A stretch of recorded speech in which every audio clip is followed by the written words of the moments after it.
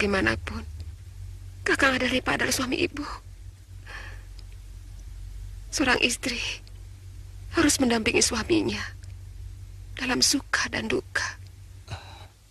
Rahasia tentang istri Kanjeng Mantri Kanuruhan sepenuhnya ada di tangan hamba.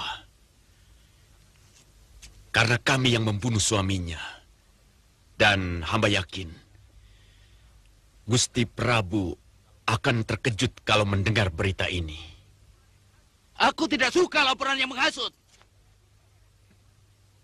Penjarakan kedua orang ini.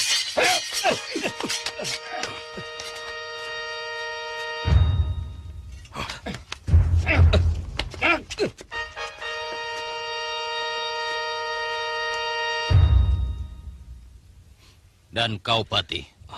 Hamba Gusti.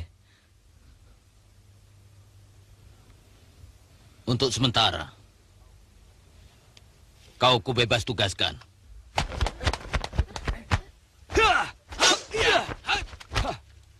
Ayo.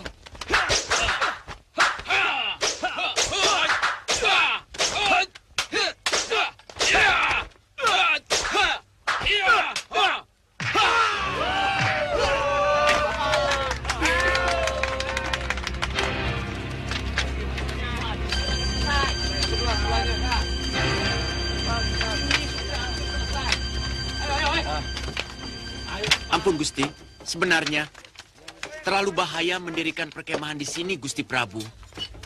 Mata-mata Pajajaran akan mudah mengamati gerak-gerik kita.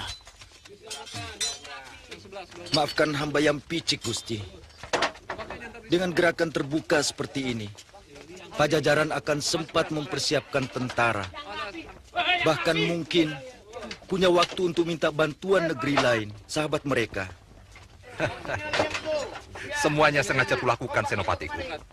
Kita akan lihat negeri mana yang bantu Pajajaran. Dengan begitu, kita akan punya alasan untuk menaklukkan mereka. Yang jelas, Sumedang Larang pasti bantu mereka. Tidak akan lama lagi, kita akan lihat seluruh bumi Parahyangan akan tunduk kepada Tanjung Sengguru.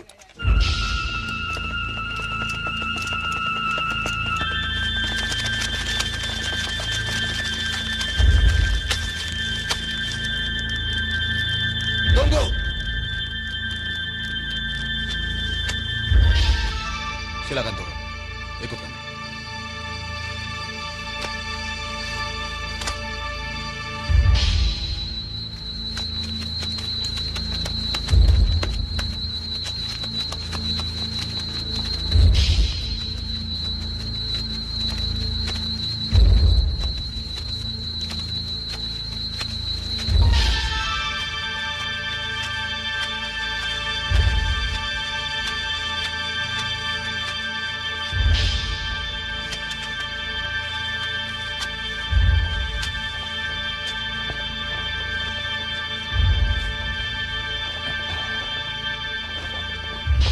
Rama?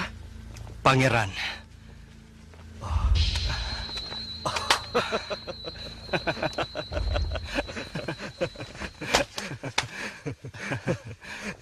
Bagaimana kabar Eyang Guru?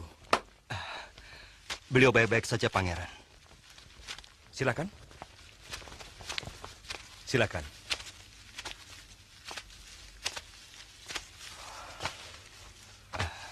Semuanya bermula ketika Paman Gerbamenak menolak lamaran untuk mempersunting Putri Lenggang Pakuan.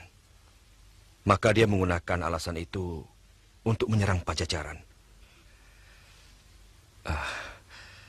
Sebenarnya lamaran Prabu Malyapati kepada sepupuku hanya alasan Raja Tanjung Singguru untuk bisa menguasai Pajajaran. Maaf kalau pertanyaan hamba terlalu lancang. Kenapa ayahanda Pangeran tiba-tiba menyerahkan tahta Pajajaran kepada Gusti Pati Gerbamenak? Sulit untuk dimengerti oleh orang lain.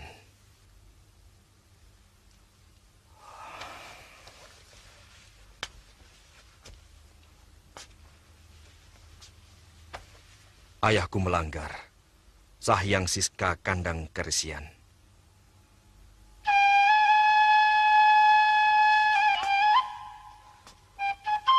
Karena beliau menikahi seorang wanita larangan. Dan itu berarti melanggar leluri kerajaan. Bermula dari kedatangan bangsawan-bangsawan Majapahit yang mengungsi ke Pajajaran ketika terjadi pertikaian di negerinya. Mereka meminta izin untuk tinggal di Pajajaran sambil menunggu redanya kemelut negeri mereka. Ayahanda Prabu menerima mereka dengan baik. Bahkan disediakan sebuah rumah indah dalam kalangan istana. Untuk kedua putri itu di Kaputren, dan untuk bangsawan prianya di Kaputran.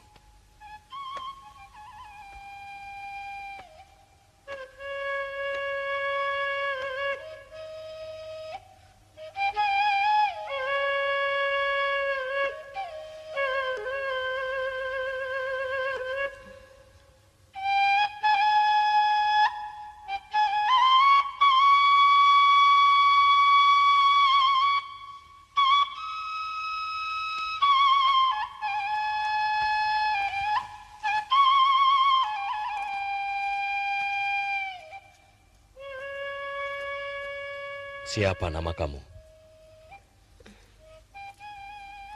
Nama hamba Dewi Ratna Ayu Kinasih, Gusti Prabu.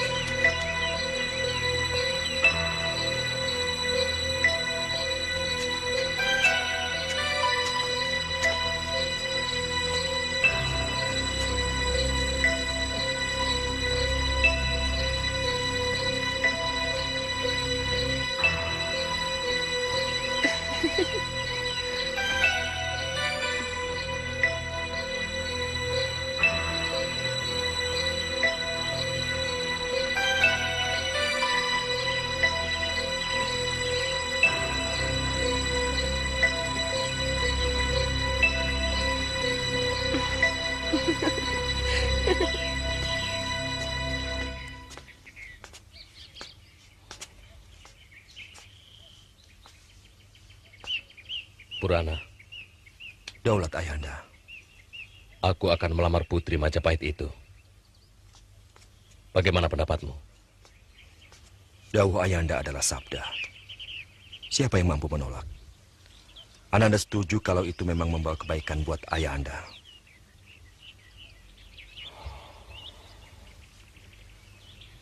Belum pernah aku jatuh cinta seperti ini. Kecantikan Ratna Ayu Kinasih selalu membayang dalam mimpi-mimpiku. Bahkan menyebut namanya sudah mampu membangkitkan rencanaku.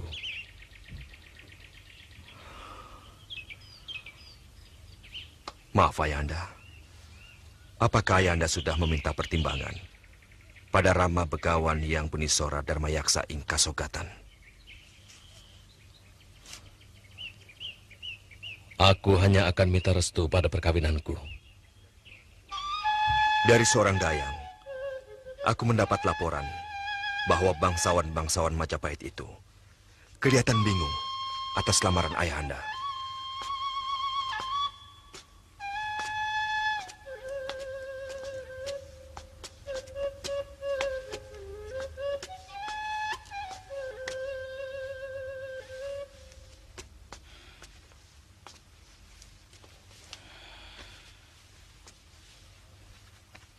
Kalau lamaran Baginda diterima, itu artinya Dinda Dewi Kinasih melanggar leluri. Sebab dia sudah bertunangan dengan Mahesa Panangkaran. Dinda Kinasih pun membingungkan soal itu. Persoalannya, nasib Mahesa Panangkaran juga tidak jelas. Apakah dia masih hidup? Atau mungkin dia sudah gugur?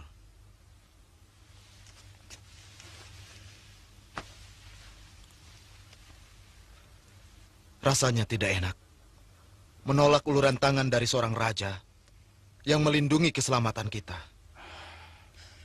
Tapi juga tidak harus kita membalas kebaikan dengan menyerahkan seorang putri.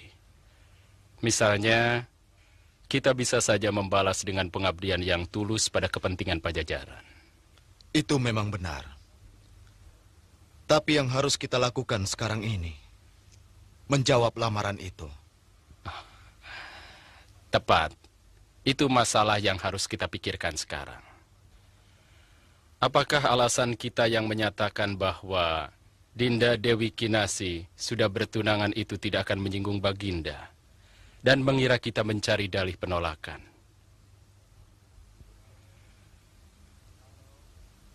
Kalau memang terjadi anggapan seperti itu, tugas kita bersama untuk menjelaskannya.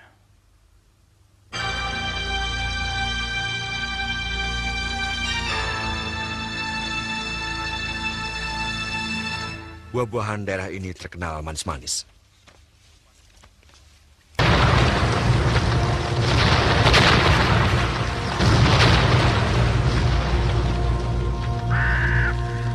Panen kadang-kadang orang-orang sini menjualnya sampai ke Pajajaran. Sebetulnya masih ada yang mengganjal dalam pikiran saya, Pangeran. Bagaimana sampai tahta kerajaan jatuh pada Pati Kerbamenak? Dan bukannya pada pangeran.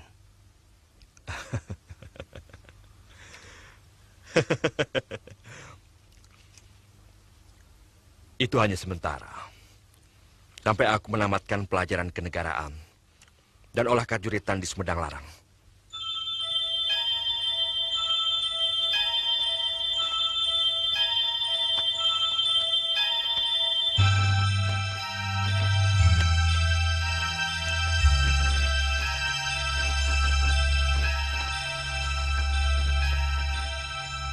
Apakah Ananda tidak menyadari bahwa keniatan itu melanggar kitab Siksakan dan Kasihan? Saya tahu, Rama Begawan. Juga dengan segala akibatnya? Bila Ananda berani melanggar leluri kerajaan yang sama-sama kita junjung tinggi? Saya sangat mencintainya, Rama. Bukan sekedar menuruti hawa nafsu untuk memiliki selir atau gundik, sebagaimana lazimnya seorang raja. Tapi seorang raja Pajajaran pantang melanggar leluri. Saya bersedia melepaskan tahta kerajaan, Rama Begawan.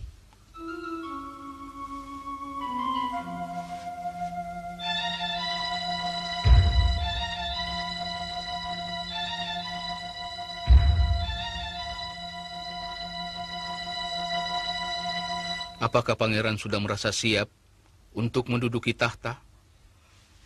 Maafkan hamba, Yang Begawan. Hamba masih ingin menamatkan ilmu kenegaraan dan olah perang yang lebih sempurna. Berarti Ananda Prabu harus menunjuk pengganti sementara.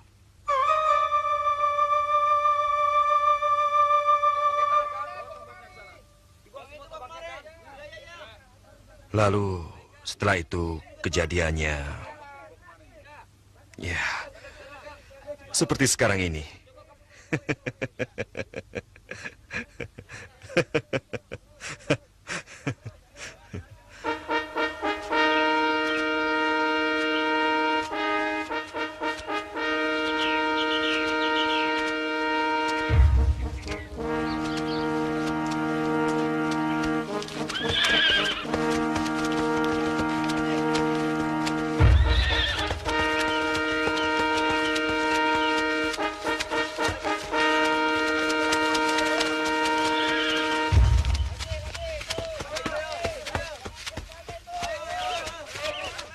Panglima muda itu bernama Pangeran Kian Santang, putra Prabu Gerbamena. Kesaktiannya luar biasa. Apakah ayahanda sudah menyampaikan keniatan hamba untuk ikut membantu? Sudah, anakku.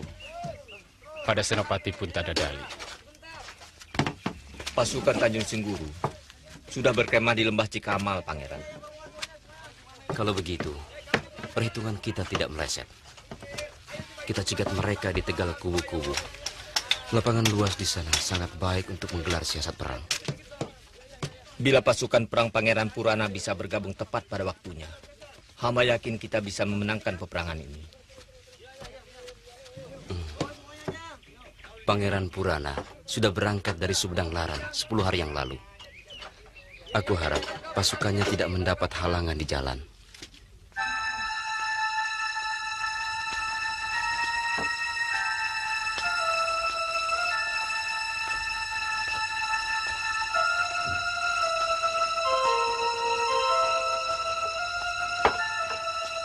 Terima kasih.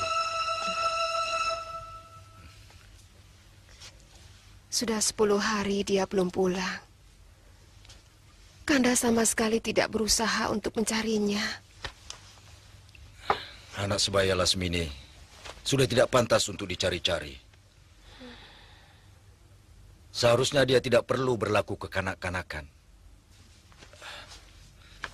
Dinda tahu, perbuatan Lasmini sudah mencoreng kewibawaan Kanda di sini. Dan Kanda terpaksa berbohong. Mengatakan bahwa Lasmini Kanda suruh menjemput Nini Goren di Gunung Galunggung. Tapi dia anak kita, Kanda. Saya cemas. Takut nanti terjadi sesuatu pada dirinya. Maaf, Kanjeng Ibu. Kalau diizinkan, hamba mau pergi mencari Dinda Lasmini. Itu pun kalau ayahanda mengizinkan. Mau kamu cari kemana? Kita kan tidak pernah tahu dia di mana. Yang paling dekat dengan daerah ini adalah Kadipaten Muara Damar. Saya kira tidak mungkin Dinda Lasmini berani ke Madangkara. Seandainya di sana tidak ada?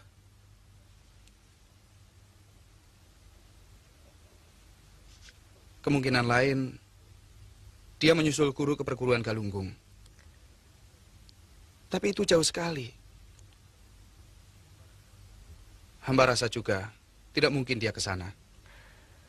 Atau barangkali ke Pajajaran? Tidak mungkin, Bunda. Dinda Lasmini malu kalau sampai ketemu Brahma.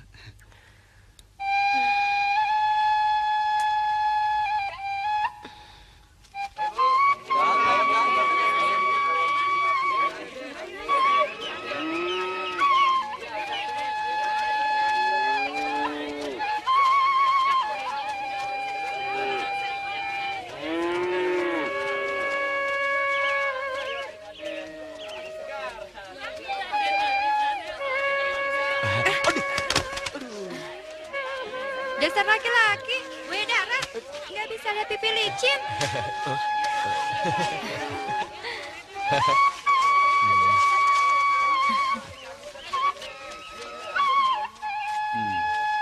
Perempuan cantik itu istrinya Adipati. Pantas, tubuhnya bagaikan Dewi Supraba. Kalau tubuh saya bagaimana? Seperti Dewi Sinta. Pas. Cocok. Seperti Dewi Sinta yang 12 jam tidak pernah makan.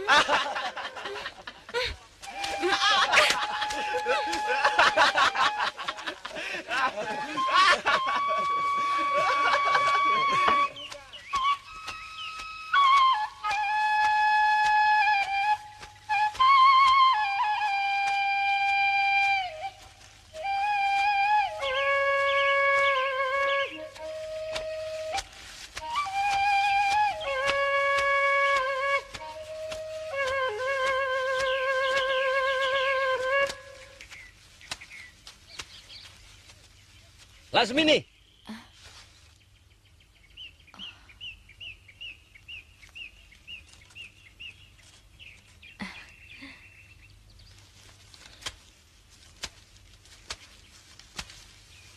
Cari apa, Kakak?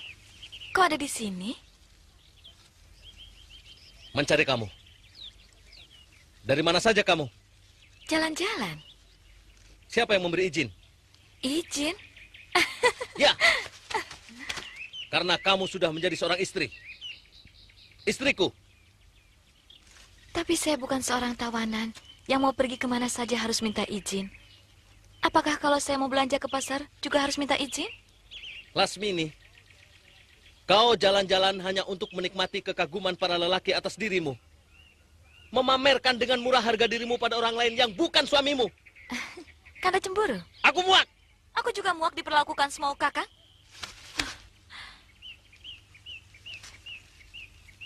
Sementara Kakang bersenang-senang dengan istri-istri yang lain, saya harus menunggu. Jangan samakan saya dengan gundik-gundik Kakang yang lain. Hati kecil saya tidak bisa terima, Kakang.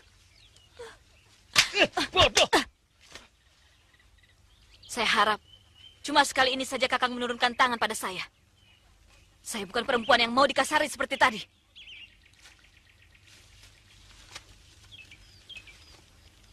Terus terang, Kakang cemburu kalau ada lelaki lain yang ikut menikmati kecantikanmu. Habis Kakang terlalu lama mengunjungi saya juga cemburu pada istri-istri Kakang yang lain. Kalau memang saya yang terburuk dari semua istri Kakang, kenapa Kakang mau memperi istri saya? Lasmini, sebaliknya, kaulah yang paling cantik di antara istri-istri Kakang. Kaulah yang paling mampu menggairahkan Kakang.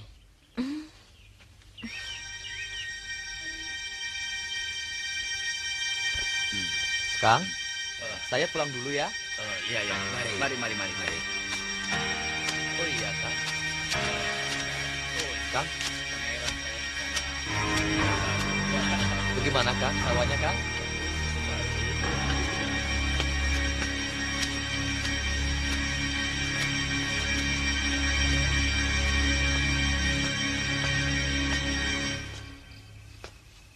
Malam. Malam. Permisi.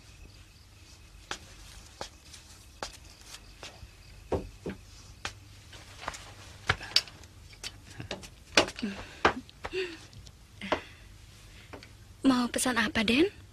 Wedang jahe, Ce. Sama makan. Lauknya? Apa saja. Kalau ada lalap sama ikan bakar. Iya. Maaf. Di mana saya bisa nginap malam ini? Wah, di sini tidak ada penginapan, Den. Tapi biasanya kalau ada orang yang kemalaman di jalan, tidur saja di balai. Terima kasih. Iya. Wanita itu benar-benar cantik dan murah senyum. Tidak seperti gundik-gundik Kakang Adipati yang lain. Sombongnya bukan main. Siapa namanya? Silakan, Den. Namanya Lasmini. Memang gadis-gadis Madangkara itu cantik-cantik. Tapi apa, ayo? mata duitan, Ce. Kalau mata duitan mah penyakit semua wanita, Mang. Jangan heran. Betul nggak, Den? Iya, barangkali, Ce. Maaf, saya kurang tahu. Saya belum punya istri. Saya juga belum punya suami.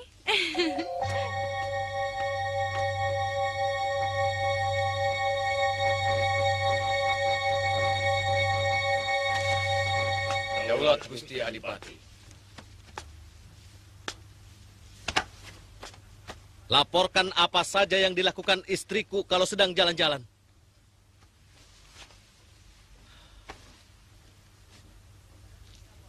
Dan siapa pemuda yang berani mengganggunya? Daulat Gusti Adipati.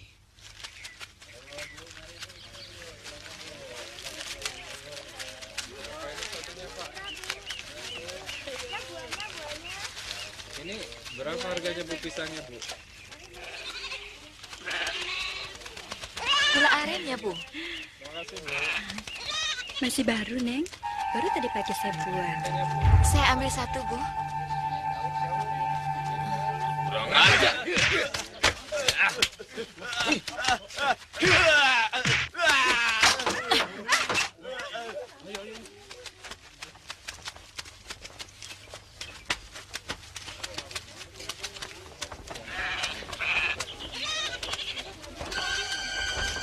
Lasmini. Kakak Lesmana.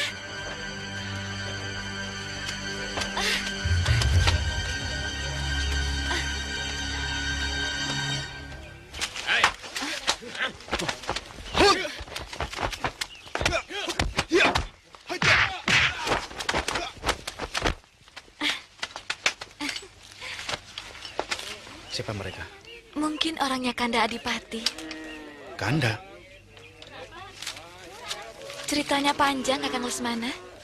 Kanda Adipati Muaradamar telah menyelamatkan nyawaku sewaktu aku mau bunuh diri.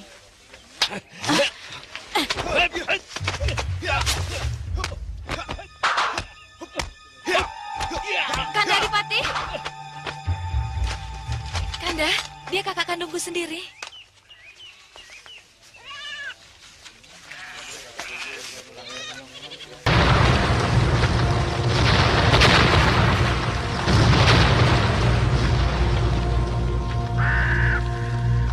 Maaf, kukira...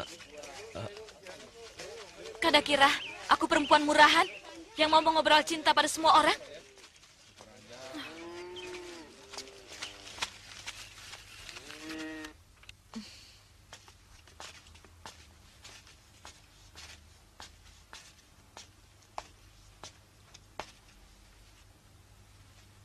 Begitulah suami saya, Kakang.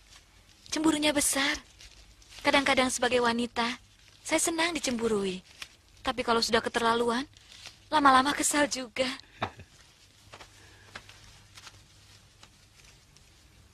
Padahal istrinya banyak ya. Saya dengar, di setiap desa dia punya gundik. Di kota sendiri ada 6. 7 dengan kamu. Namanya juga laki-laki, Kakang. Jangan pukul rata. Tidak semua laki-laki seperti itu. Suamimu itu tidak akan pernah berhenti dari mencari perempuan. Sebab yang ada di dalam otaknya cuma nafsu.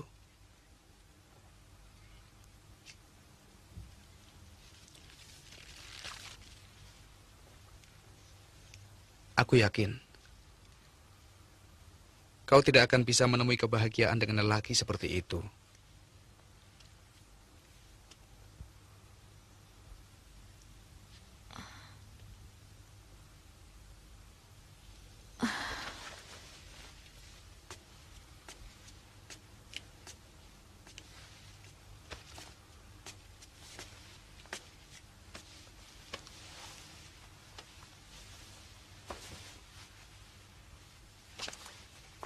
Maafkan Kakang, bila ucapan tadi menyakitkanmu. Tapi demi kebahagiaanmu, Kakang harus bicara yang sejujurnya. Bukan karena ucapanmu, Kakang. Lagi pula, saya pun bisa merasakannya. Memang agak menyakitkan hidup seperti ini.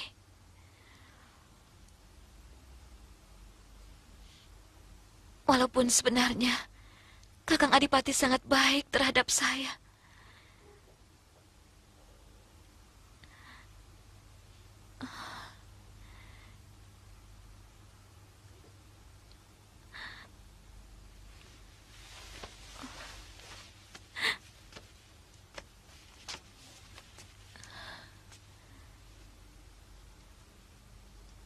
Saya berhutang budi padanya. Walaupun saya tidak suci lagi, Kakang Adipati sangat menghargai saya. Siapa yang melakukan? Brahma?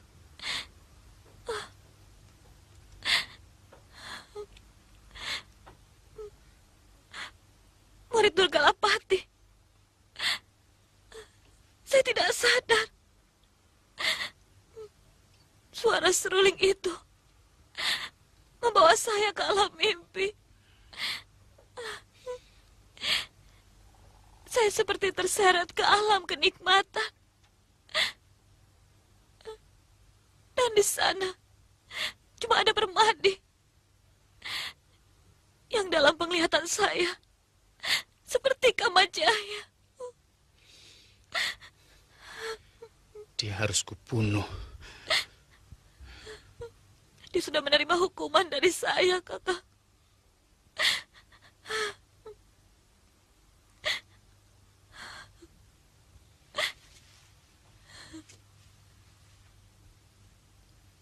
Kamu harus pulang, Lasmini. Kasihan ibu. Dia selalu menanyakanmu. Saya tidak mau ketemu Brahma. Saya malu pada semua orang di sana. Seorang gadis yang ditolak cintanya. Tapi di sini kamu akan lebih menderita, adikku. Kamu tidak akan punya arti apa-apa, kecuali meladeni nafsu suamimu.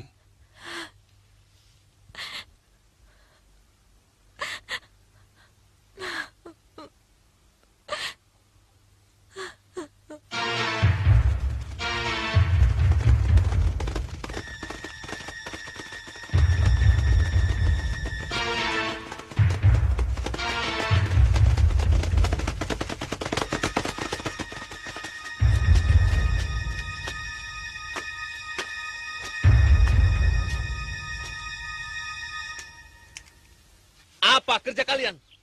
Apa yang kamu jaga, ha? Ampun Gusti Adipati. Hamba sudah menjaga di gerbang depan. Tetapi rupanya mereka lewat belakang. Aku tidak pernah suruh kalian jaga gerbang. Aku suruh mengawasi istriku. Dan orang yang mengaku sebagai kakaknya. Ampun Gusti. Kami memang terkecoh. Dan Lasmini memang sangat pintar. Bukan Lasmini yang pintar. Tapi kalian yang tolol. Kejar mereka.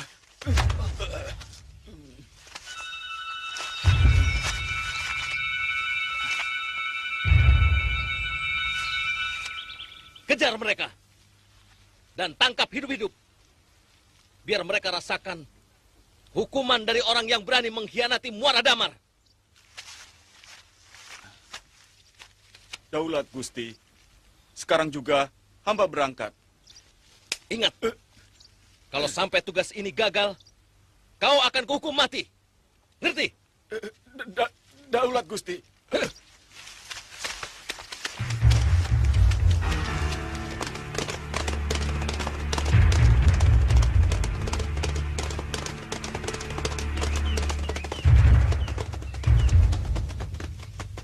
Kita mau kemana, Kakang Lesmana? Terserah kamu. Kalau ke timur, kita akan menuju Pajajaran. Kalau kita ke barat, kita akan menuju Kiara Kembar dan Madangkara. Kalau ke selatan, mungkin kita akan menuju Ajong Kidul.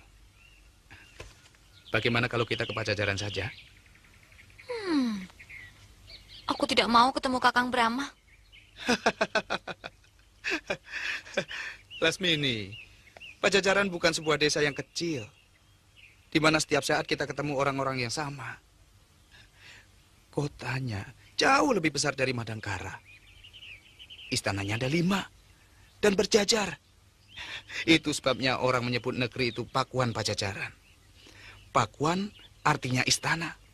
Jadi istana yang berjajar. Terserah Kakang. Ya. Ya.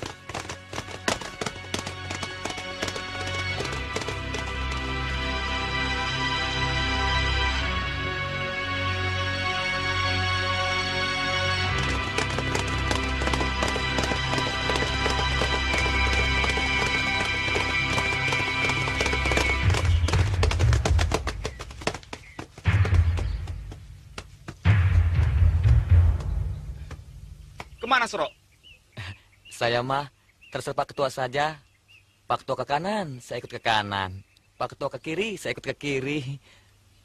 Tapi kalau Pak Ketua mau istirahat, saya juga mau istirahat. Beleguk. Orang lagi bingung, malah ikut-ikut bingung. Ayo. Ja, ja, ja.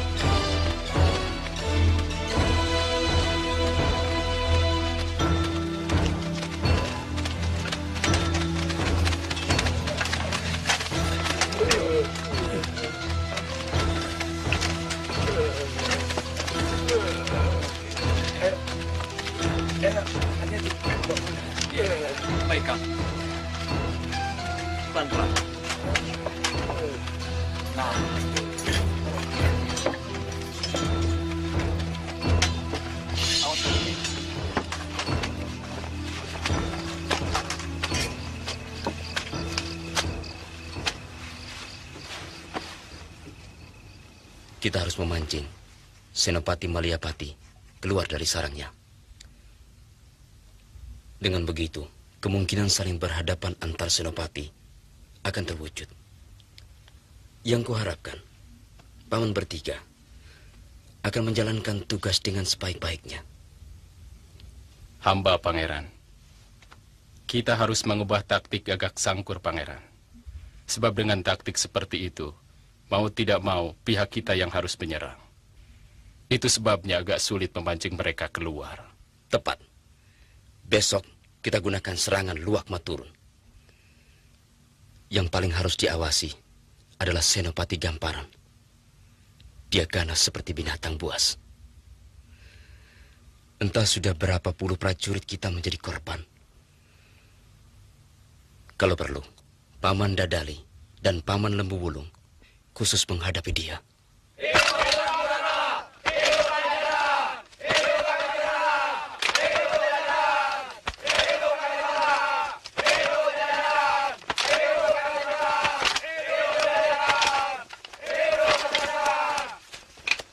Kakang Brahman. Sudah ikut bertempur? Sudah berlangsung 3 hari, Kakang.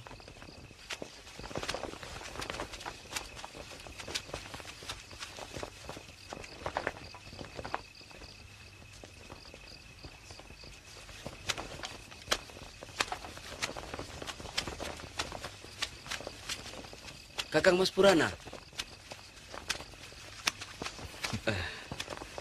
Maaf, Dinda. Aku agak terlambat. Kakang Mas lebih cepat sehari dari yang saya perkirakan. Rayi Mas Kian Santang. Ini adalah sahabat saya dari Madangkara Brahmakumbara. Dan juga merupakan saudara seperguruan karena dia pun murid Eyang Astakina. Silahkan.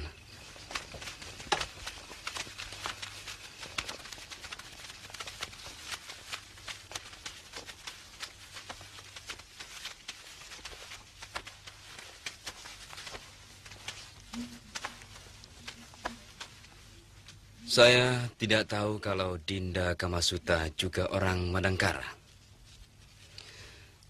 Saya sudah menyaksikannya sendiri, kehebatan dan keberanian Dinda di medan tempur.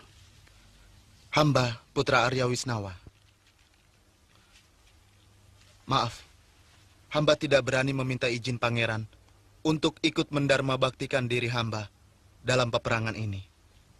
Tetapi hamba sudah minta izin pada Senopati Punta Dadali. Tidak apa, sama saja.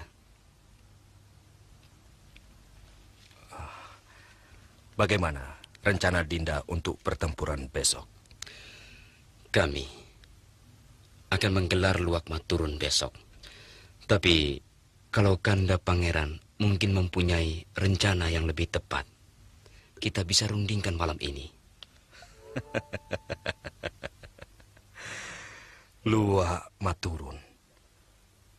Siasat perang yang sangat cerdik. Tentu saya setuju. Bahkan kita harus bangga karena menggunakan siasat ciptaan moyang kita, Prabu Linggabuana.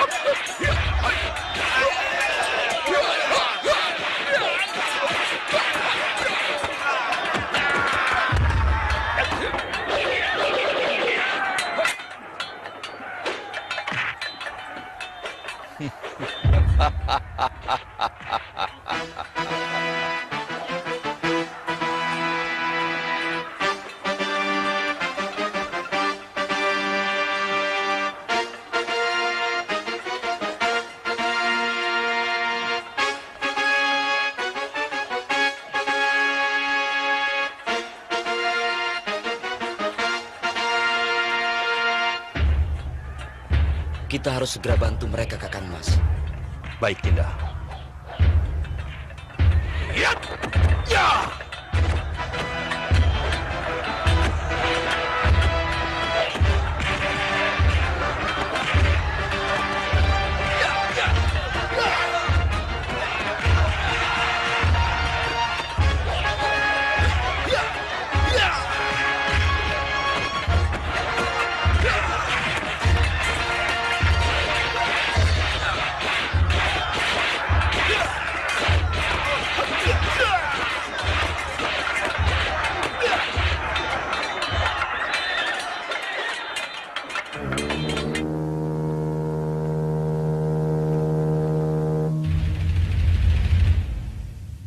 Sebenarnya, saya tidak sampai hati meninggalkan ayah dan ibu. Terutama ibu. Saya bisa merasakan bagaimana perasaan beliau saat ini. Semua mencemaskan Dinda. Tapi saya tidak mau memaksa Dinda. Saya ingin adikku menemukan kebahagiaannya. Dinda sudah besar. Sudah dewasa. Dinda berhak menentukan nasib Dinda sendiri.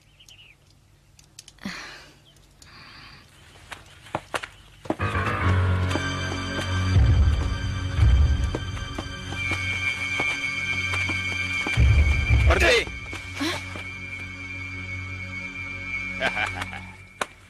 Tidak ada orang yang bisa lolos dari kejaran si Maung Congkok. Dan kamu siap-siap untuk dihukum gantung. Saya minta Neng ikut kami kembali ke Muara Damar. Bilang sama majikanmu, adikku tidak mau pulang. Dia tidak ingin menjadi pelampiasan nafsu binatang majikanmu. Kurang ajar. Jangan dengar omongan keblinger itu, Neng. Lagi pula buat apa Neng buron seperti ini? Kan lebih enak di kabupaten. Uang cukup, makan enak, mau apa lagi? Sayang, aku bukan binatang piaraan seperti kalian. Yang cuma mikir makan. Bangsat kamu! Ya!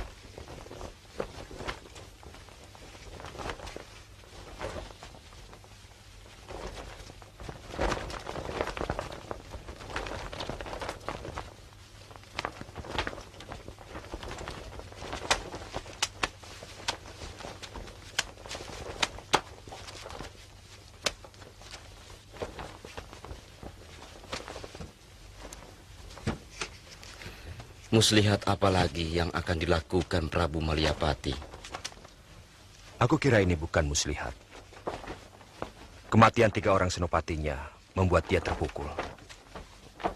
Kita tunggu apa yang akan dia lakukan.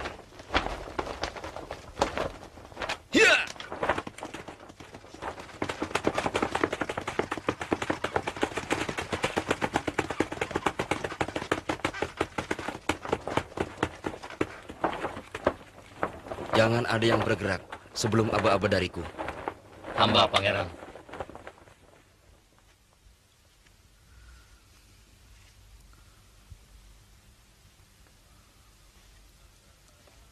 Sangsakala dan tambur Pajajaran sudah berbunyi. Semua prajurit di luar sudah menunggu Ananda Prabu.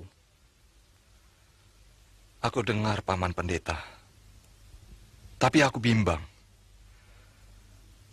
Aku tahu bahwa kita tidak akan mungkin memenangkan perang ini. 3 orang senopatiku Yang Sakti Mandraguna tewas oleh pahlawan-pahlawan muda Pajajaran. Aku tidak sangka anak Gerbamenak begitu hebat. Seorang raja tidak boleh bimbang, sebab keputusan yang ragu akan menghancurkan semua pasukan. Dan pendapatmu, Tompel?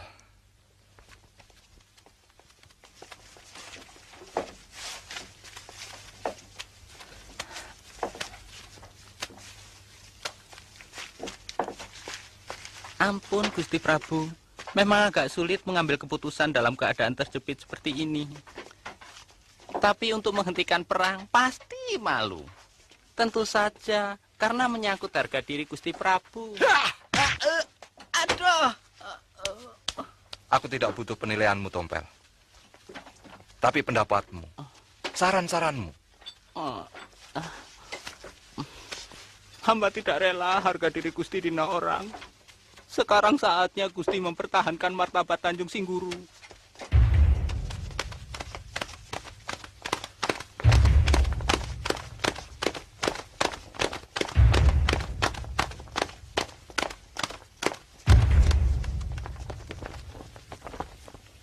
Dinda, pasti dia membawa pesan dari Malyapati. Saya rasa begitu.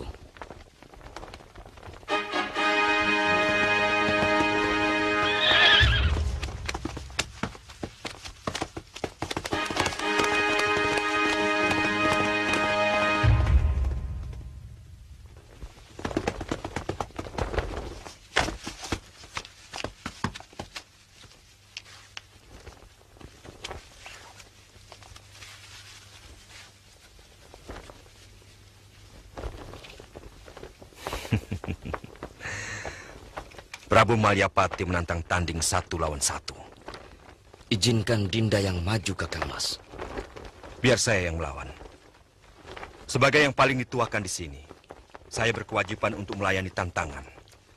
Tapi yang menjadi penyebab perang adalah adik saya, Kakang Mas. Lenggang Pakuan juga adik saya. Sekarang masalahnya, Pajajaran dan Tanjung Singguru. Bukan putri Lenggang Pakuan dan Malyapati. Maaf, Pangeran. Bagaimana kalau saya saja yang melawan Prabu Malyapati?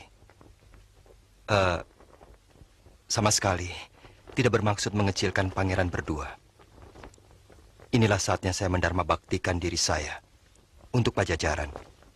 Dan juga saudara saya, Pangeran Purana. Seharusnya yang bertanggung jawab atas tantangan ini, saya. Tapi kalau memang itu sudah niatan Brahma, rasanya salah kalau saya menghalangi. Brahma, hati-hati dengan golok pusakanya. Terima kasih. Saya akan lebih berhati-hati. Dewata yang agung, berilah aku kekuatan agar aku dapat memenangkan pertarungan ini.